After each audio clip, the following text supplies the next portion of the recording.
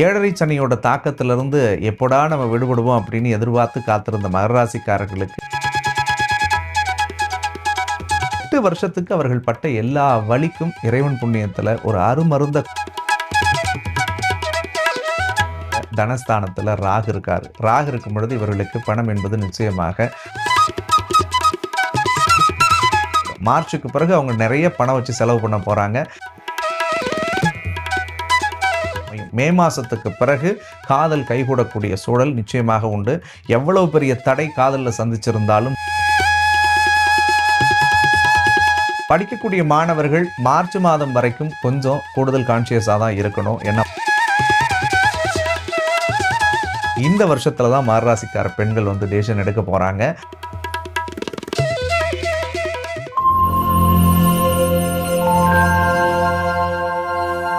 வணக்கம் சார். வணக்கம்மா. சார், இந்த 2026 மகர ராசிக்காரர்களுக்கு என்ன மாதிரியான பலாபலன்கள் இருக்க போகுது?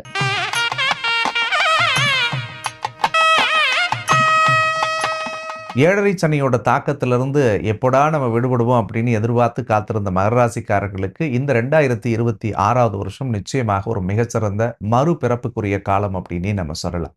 ஏன்னா மகராசிக்காரர்கள் யாரை கேட்டிருந்தாலும் சரிதான், சொல்லி அடறதுக்கு ஆள் இருந்துச்சுன்னா ஒன்று கத்துவேன் சார். சொல்ல முடியாத வழி, சொல்ல முடியாத ரணம், சொல்ல முடியாத சித்திரவதைகளை அவங்க மனசுல சுமந்து சுமந்து வாழ்ந்தாங்க. குறிப்பா இழக்கிறதுக்கு ஒண்ணுமே இல்லை. பொண்ணை இழந்தேன், பொருளை இழந்தேன், உயிர் மட்டும்தான் மிச்சம் இருக்கு அப்படின்னு 8 வருஷ வாழ்க்கையினுடைய போராட்டம். ஒரு நாள் 2 நாள் இல்லை. அந்த 8 வருஷத்துக்கு அவர்கள் பட்ட எல்லா வலிக்கும் இறைவன் புண்ணியத்துல ஒரு அருமருந்த கொடுக்கக்கூடிய வருஷமா இந்த 2026 அவர்களுக்கு அமையும் அப்படின்னு தான் நான் சொல்லுவேன். அதுக்கு முக்கிய காரணம் ஏழரை சனி அவர்களுக்கு இந்த வருஷத்துல முடியுது.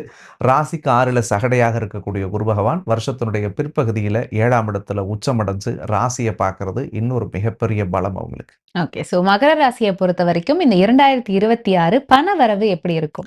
தனவரவு சார்ந்த விஷயங்களை பொறுத்த வரைக்கும் ராசிக்கு 2ல தனஸ்தானத்துல ராகு இருக்காரு. ராகு இருக்கும் பொழுது இவர்களுக்கு பணம் என்பது நிச்சயமாக ஒரு பெரிய ஜாக்பாட் மூலயமாவோ அல்லது பெரிய யோகத்தின் அடிப்படையிலோ அது கிடைக்கக்கூடியதாக இருக்கும்.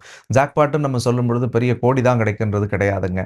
யாசகம் கேட்பவர்களுக்கு 10 ரூபா கொடுக்கறதுக்கு பதில் 100 ரூபா கொடுத்தாலும் அது அவர்களுக்கு ஒரு பெரிய ஜாக்பாட் தான். அந்த மாதிரி தொழில்முறை சார்ந்த விஷயங்கள்ல 1000 ரூபா வர வேண்டிய லாபம் 10,000 கிடைச்சா ஒரு ஜாக்பாட் தான். அந்த மாதிரி அவருடைய நிலைக்கு ஏற்ப நிச்சயமாக பொருளாதார முன்னேற்றத்தை ஆண்டவன் ஏற்படுத்துவார். ஏன்னா ஏழரச்சனி ஆரம்பிச்சது ஒரு பக்கம் இருந்தாலும் இந்த லாஸ்ட் 3 வருஷம் மகராசிக்காரர்கள் நிறைய கடன் சுமையில மாட்டிக்கிட்டு இருந்திருப்பாங்க. இந்த பணம் என்பதே தட்டுப்பாடா இருந்திருக்கும். ஏன்னா எவ்வளவு சம்பாதிச்சாலும் பத்தல, நிறைய சம்பளம் வாங்குற மாதிரி இருக்கு, என்ன செலவு பண்றேன், யார்கிட்ட கொடுக்குறேன்னு எனக்கு தெரியல அப்படின்னு புலம்பிட்டு இருந்திருப்பாங்க.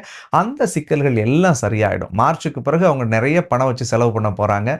கை நிறைய பல பேருக்கு கொடுத்தும் உதவி பண்ணக்கூடிய காலமாகவும் அவங்களுக்கு அமைய போகுது. ஓகே, இந்த 2026 மண் மனை வாங்கக்கூடிய யோகம் இருக்கா? மகராசிக்காரர்கள் நிச்சயமாக வீடு சார்ந்து, மண்ணு சார்ந்து, மனை சார்ந்து எல்லாத்துலேயும் நல்ல இன்வெஸ்ட்மெண்ட் செய்யக்கூடிய காலம் அவர்களுக்கு மார்ச் மாதத்திற்கு பிறகு ஆரம்பிக்குது அப்படின்னே சொல்லலாம். கடந்த காலத்தில் கிட்டத்தட்ட 7 வருஷமாகவே அவர்கள் எடுத்த முயற்சிகள் தடைபட்டிருக்கும். பல பேத்துக்கு இடம் வாங்கி வீடு கட்டாமல் இருந்திருப்பாங்க. வீடு கட்டி அப்படியே பெண்டிங்லேயே நின்று இருக்கும். ஸோ அதுதான், பணம் இருந்துச்சுன்னா ஆள் கிடைக்க மாட்டாங்க, ஆள் இருந்துச்சுன்னா பணம் கிடைக்காம இருந்திருக்கும். ஆனால் அந்த விஷயங்கள்லாம் மார்ச்சுக்கு பிறகு தவிடுபடியாகி நல்லபடியாக ப்ராக்ரஸ் ஆகி இந்த வருஷத்தில் புதுமனை புகு விழா செய்யறதுக்குரிய வாய்ப்பு 100% அவங்களுக்கு இருக்கு. ஓகே, மகர ராசி கணவன் மனைவி ஒற்றுமை எப்படி இருக்கும்? அவங்களுடைய வாழ்க்கை எந்த அளவுக்கு இருக்கும்? மகர ராசிக்காரர்களை பொறுத்த வரைக்கும் இல்லற வாழ்க்கை சார்ந்த விஷயங்கள்ல கடந்த ஒரு 7.5 வருஷமாவே பல நெருக்கடிகளை அவங்க அனுபவிச்சுட்டு இருப்பாங்க. கல்யாணம் ஆனவங்களா இருந்தா புருஷன் முண்டாட்டிக்குள்ள கண்டிப்பா பல சண்டை, சச்சரவு, பிரச்சனை.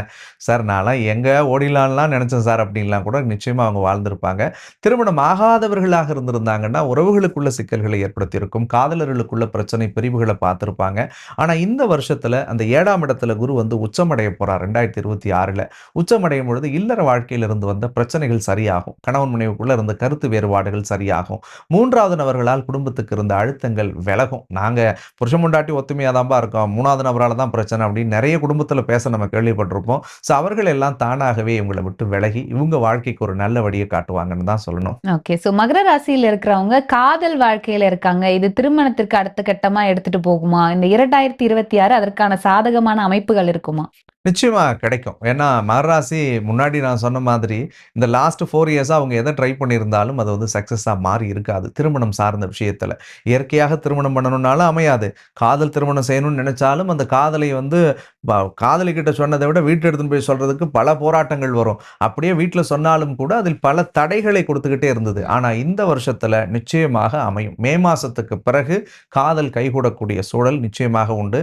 எவ்வளவு பெரிய தடை காதல்ல சந்திச்சிருந்தாலும் சரிதான், அவர்களுக்கு பெற்றோர் சம்மதத்தோடு காதல் திருமணம் நடக்கும். ஓகே. சோ இவங்களுடைய உடல் ஆரோக்கியத்த பொறுத்தவரைக்கும் இந்த வருடம் எப்படி இருக்கும்?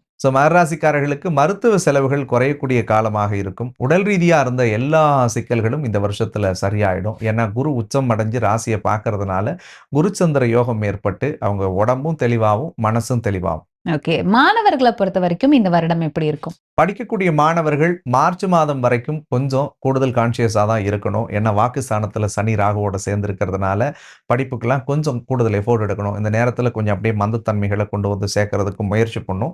ஆஃப்டர் சனி பயிற்சிக்கு பிறகு 2ல ராகு இருக்கிறதுனால கல்வியில நல்ல முன்னேற்றம் அவர்களுக்கு கிடைக்கும். விரும்பிய துறைகள்ல மார்ச்சுக்கு பிறகு சீட்டு கிடைக்கும். எக்ஸாம்ஸ் ஏதாவது எழுதணும். காம்படிட்டிவ் எக்ஸாம் எழுதி நான் வேலை வாங்கணும்னு நினைக்கிறவங்களுக்கெல்லாம் அது ஒரு கோல்டன் பீரியட். அந்த பீரியட் நிச்சயமா உங்களுக்கு பெரிய பொறுப்பு, பெரிய பதவி, பெரிய புகழெல்லாம் கொண்டு வந்து சேர்க்கும். ஓகே. சோ மகர ராசியை பொறுத்தவரைக்கும் இந்த வருடத்துல கவனமா இருக்க வேண்டிய விஷயம் என்ன? மகர ராசி வாக்குல ரொம்ப கவனமா இருக்கும். வாயை கட்டுப்படுத்தணும். பேசுற விஷயங்கள்ல ரொம்ப ஜாக்கிரதையா பேசணும், பழகணும். ஏன்னா 2ல ராகு இருக்கிறதுனால எதை பேசுறோம், யார்கிட்ட பேசுறோன்றதை யோசிச்சு பேசணும். 8ல கேது, 2ல ராகு, கோச்சாரப்படி சர்ப்பதோஷம். ஆணா இருந்தா பெண்கள்ட்ட கவனமா இருக்கணும். பெண்ணா இருந்தா ஆண்கள்ட்ட கவனமா இருக்கணும். ஏன்னா தேவையில்லாத ரிலேஷன்ஷிப் வரும். இன்னும் மறைக்காம சொல்லணும்னா, தவறுதலான உறவு, தவறுதலான சேர்க்கை, தவறுதலான பழக்க வழக்கத்தை ராகு, கேது ஏற்படுத்தும். அதுல எங்கேயும் போய் இவங்க சிக்கிக்காம இருக்கிறது தான் ஒரே ஒரு எச்சரிக்கையா நம்ம சொல்லணும் இவங்களுக்கு. ஓகே. சோ மகர ராசி பெண்களுக்கு இந்த வருடம் எப்படி இருக்கும்? மகர ராசி பெண்களுக்கு இது ஒரு பொன்னான காலம்னே சொல்லலாம். 8 வருஷம் தன்னை சாதிக்கணும்னு நினைச்சு எந்த புள்ளலாம் ஓடிக்கிட்டு இருந்துச்சோ, இந்த 8 வருஷமா எல்லாமே பற்று இல்லாத நான் வாழ்ந்துட்டேன் சார். யாருக்காக நான் வாழணும்? இப்போ வீட்டுக்காருக்கு இருக்கணுமா? என் பிள்ளைக்கு இருக்கணுமா? பெத்தவங்களுக்கு இருக்கணுமா? நான் எல்லாருக்காகவும் இருந்தது போதும். எனக்காக நான் என்னைக்கு தான் வாழப் போறேன் அப்படின்லாம் இந்த வருஷத்துல தான் மகர ராசிக்கார பெண்கள் வந்து டெசிஷன் எடுக்க போறாங்க. அவர்கள் தொட்டதெல்லாம் தொடங்கும். எந்த முடிவு அவங்க பண்ணாலும் அது சக்சஸ் ஆகும். நெறைய பேர் நெறைய பிரான்ச்சஸ் ஆரம்பிச்சு பல விஷயங்கள்ல பல தொழில்களை செய்யக்கூடிய அமைப்புகள் இருக்கு. ஏற்கனவே பிசினஸ் ஸ்டார்ட் பண்ணி அவங்க லேகிங்ல இருந்தாங்கன்னா, ஆஃப்டர் 2026 மார்ச்சுக்கு பிறகு அது ஒரு நல்ல பீக் பீரியடா அவங்களுக்கு இருக்கும். எதிர்பார்த்த உதவிகளும், எதிர்பார்த்த முதலீடுகளும் அவர்களுக்கு கிடைக்கக்கூடியதாகவே இருக்கு. ஓகே. மகர ராசிக்காரர்கள் வழிபட வேண்டிய தெய்வம்? மகர ராசிக்காரர்கள் மணக்கோலத்தில் இருக்கக்கூடிய முருகப்பெருமான், அதாவது வள்ளி தெய்வானையோடு முருகப்பெருமான் எங்கெல்லாம் அமர்ந்திருக்கிறார்களோ அந்த திருத்தலத்துக்கு சென்று தன்னால முடிஞ்ச ஒரு செவ்வரளி பூ வாங்கி கொடுத்து அந்த முருகன் மீது சாற்றி மனமுருக பிரார்த்தனை பண்ணி 2 அகல் தீபத்தை ஜோடி தீபமாக ஏற்றி வழிபட்டு வந்தாலே போதும். இவங்க வாழ்க்கையில் இருக்கக்கூடிய எல்லா சிக்கல்களும் நிறைஞ்சு அந்த முருகன் புண்ணியத்துல நல்ல வாழ்க்கை அமையக்கூடியதாக கடவுள் கொடுப்பார். சோ மகர ராசிக்காரர்களுக்கு இந்த 2026 என்ன மாதிரியான பலாபலன்கள் அப்படின்றத பத்தி ரொம்ப தெளிவான விளக்கம் கொடுத்தீங்க. நன்றி சார். நன்றிமா.